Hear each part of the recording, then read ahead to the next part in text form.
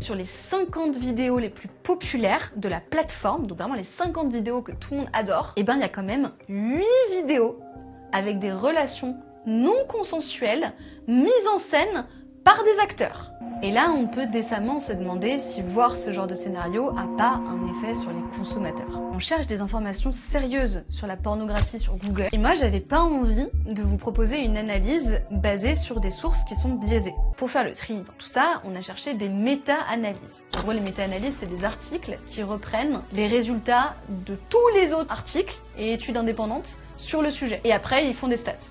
Et donc la première conclusion de ces méta-analyses, c'est que pour l'instant, il n'y a pas de preuve que la consommation de porno ait le moindre effet négatif sur les actions dans la vie réelle. Il n'y a pas de corrélation entre consommation de porno, intense ou pas intense d'ailleurs, et agression sexuelle.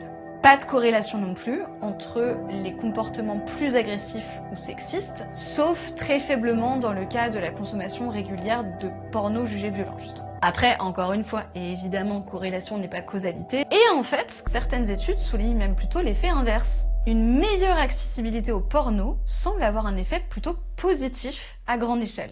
Après, encore une fois, et évidemment, corrélation n'est pas causalité, c'est hyper décevant. Et puis, à plus dans le bus.